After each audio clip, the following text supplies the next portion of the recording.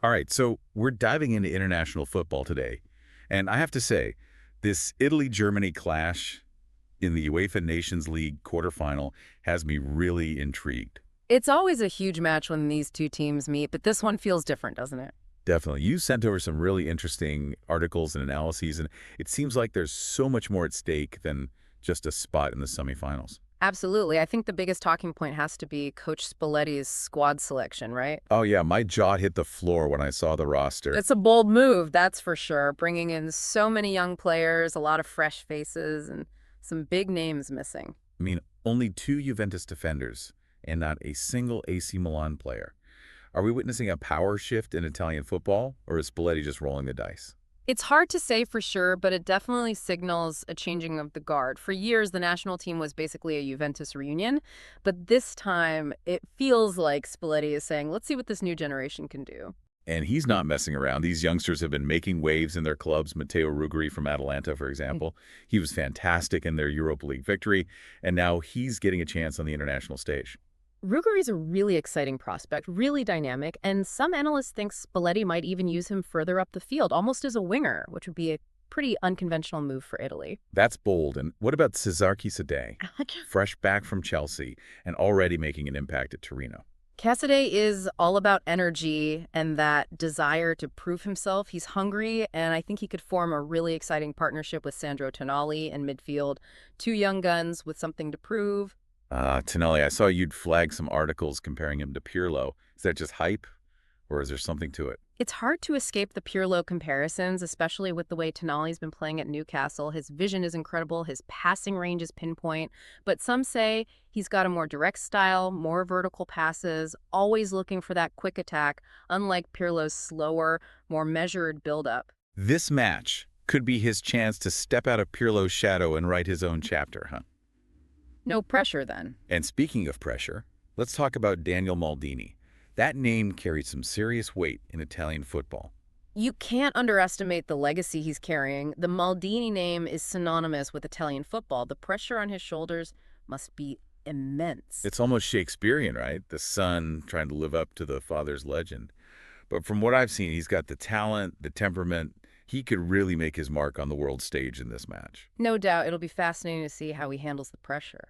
Okay, now let's talk about the elephant in the room, the goalkeepers. I'm a bit worried, to be honest. What's got you concerned? Donnarumma.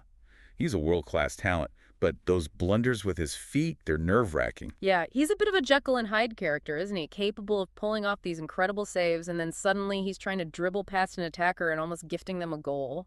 It's a high risk, high reward for sure. And then you've got Merritt, who somehow manages to look like he just rolled out of bed, but then pulls off these unbelievable saves. Merritt is deceptively good. And don't forget about Vicario from Tottenham. He's been exceeding expectations in the Premier League, and this call-up is a big vote of confidence from Spalletti. He's the wild card, isn't he? A real chance for him to shine on the international stage. Absolutely. It's a good problem for Spalletti to have. Yeah. Three very capable goalkeepers all vying for that starting spot. All right, let's move on to the defense. And this is where I really see Spalletti taking a gamble.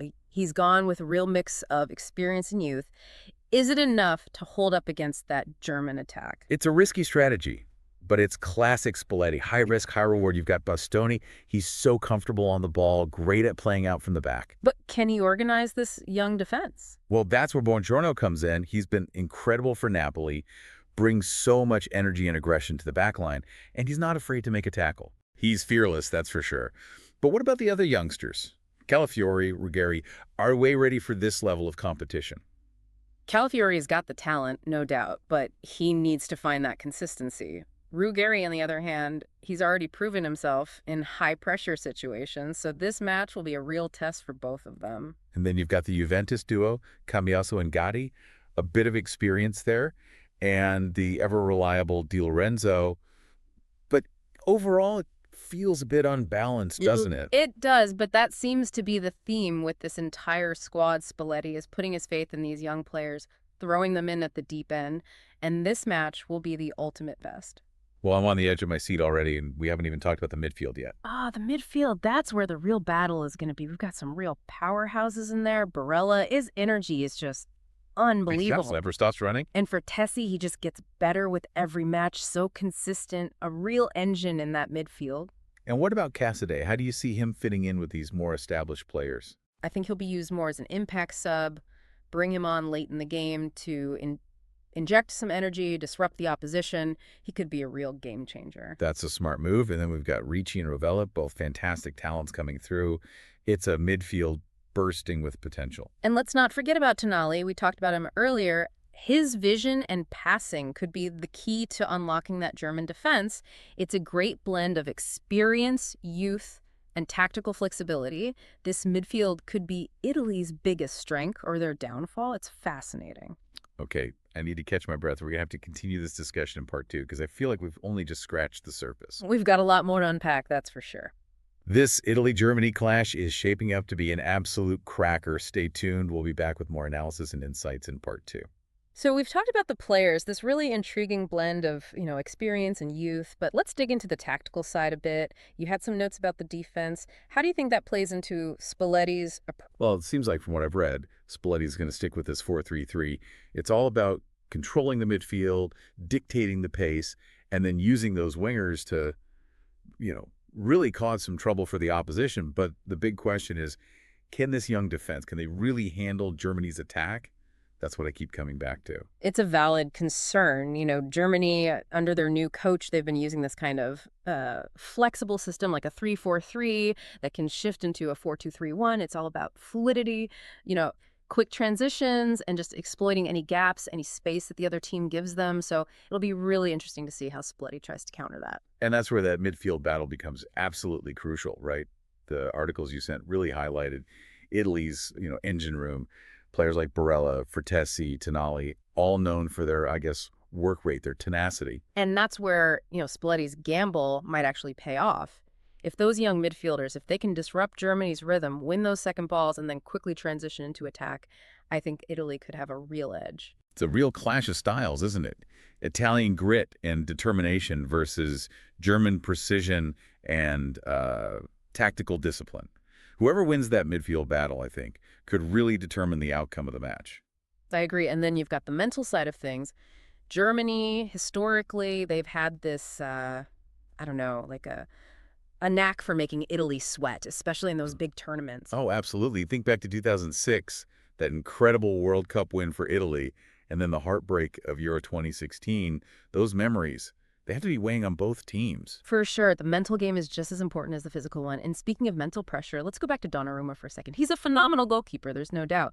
But those risky moments with his feet, it's like watching a high-wire act. I know, one minute he's pulling off these amazing saves, the next he's trying to dribble past an attacker, and it's like he's got two personalities in there. Exactly. He needs to find that balance, that composure, especially against a German side that's so clinical in front of goal. One mistake, and it could be game over for Italy. And then, of course, you've got the battle of the coaches, Spalletti versus, Germany's new manager. It's a tactical chess match at the highest level. Spalletti is known for his, tactical awareness, his ability to adapt to different opponents. This match will be a real test for him. Can he outsmart his German counterpart? That's the question. And let's not forget about the atmosphere. The first leg at the San Siro, it's going to be electric. The Italian fans, they're known for their passion. They'll be roaring the team on. And then the second leg at Dortmund's Westfalenstadion, talk about a cauldron. The German fans are just as passionate. It's going to be an intimidating atmosphere for Italy, that's for sure. It's going to be a spectacle, that's for sure. Two footballing nations with so much history, a rivalry that goes back decades, a spot in the Nations League finals on the line. The tension is palpable. And beyond the immediate result, this match has implications for the future of both teams. For Italy, it's a chance to show the world that they're back, they're a force to be reckoned with. It's a statement, isn't it? A declaration of intent. Exactly. And for Germany, it's an opportunity to, solidify their resurgence, establish themselves as genuine contenders for international glory. So this match, it's about more than just a win or a loss. It's about sending a message. Okay, I'm on the edge of my seat again, and we haven't even delved into those individual battles, those key matchups that could decide the tie. I'll have to save that for part 3. There's so much to discuss. We're just getting started. This Italy-Germany clash is shaping up to be an absolute classic. Don't go anywhere. We'll be back with more analysis and insights in part 3. We've broken down the squads, looked at the tactical side of things, and even touched on the mental pressure these players are under. But let's zoom out for a minute. What does this Italy-Germany clash really tell us about, the bigger picture, the future of international football? That's the big question, isn't it? I think this match is kind of like a snapshot of the changes happening across the sport. You've got this changing of the guard, all this young talent coming through, challenging the established order.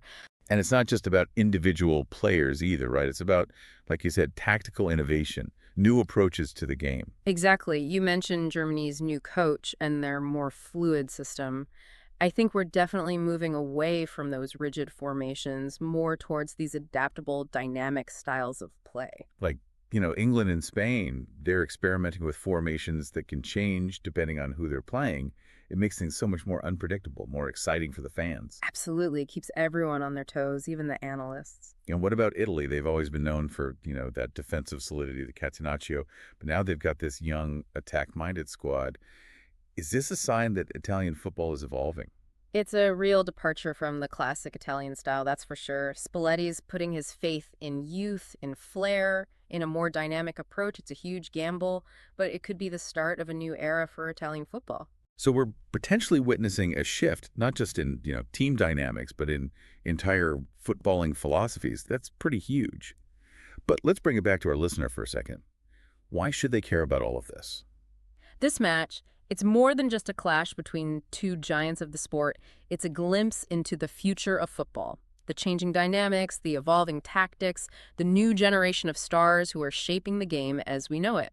So it's not just about who wins or loses. It's about what it represents. It's about watching the evolution of football unfold in real time. Exactly. And for our listener who's obviously passionate about Italian football, this match is a real crossroads. Will Italy stick to their traditional strengths, or will they embrace this new, bold direction?